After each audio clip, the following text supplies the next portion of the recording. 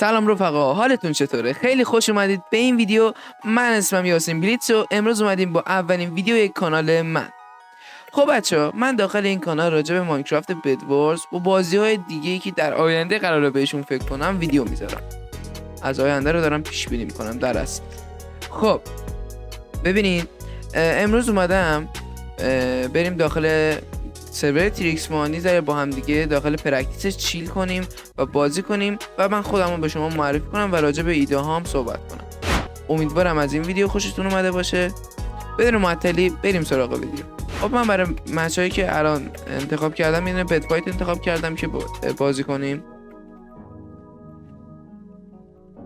بچه‌ها من اسمم یاسینه، 14 سالمه و اومدم که داخل یوتیوب راجع به بدوارز محتوا تولید کنم.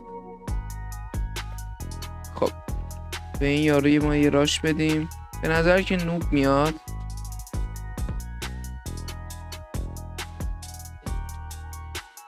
یه کمبو ازش میگیریم. یه باکس میخوام من اینجا بزنم.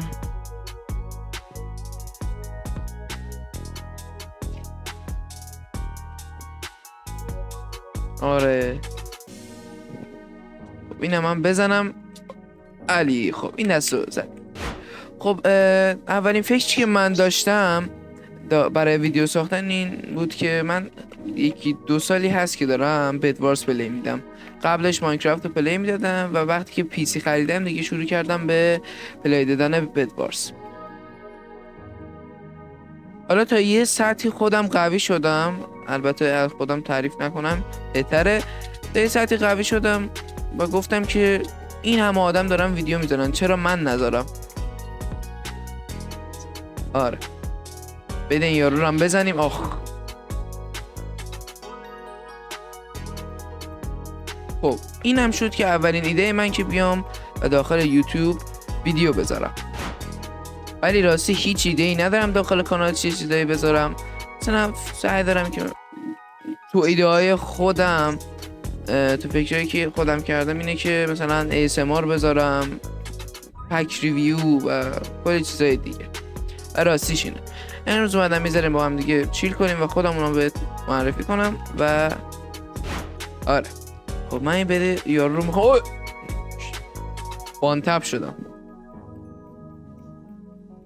خب بریم چی بچه ها ببخشید بابت استرسی که دارم، اینم چون اولین ویدیومه و آره.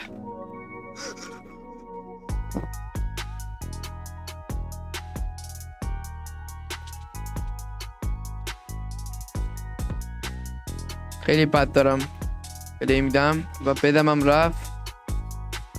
خوبه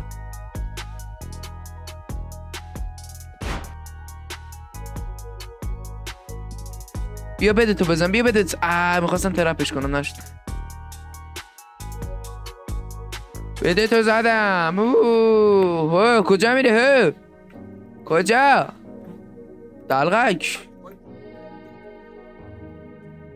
آره و این هم بود از این ویدیو. امیدوارم که خوشتون اومده باشه. فقط گفتم اومده میذاره چیل کنم و خودمو بهتون معرفی کنم و برای ویدیوهای بعد آماده بشم. امیدوارم از این ویدیو خوشتون اومده باشه. لایک و کامنت و فراموش نشه. حتما نظرتون رو بهم بگین، خیلی برام مهمه. و تا ویدیو بعدی خداحافظ.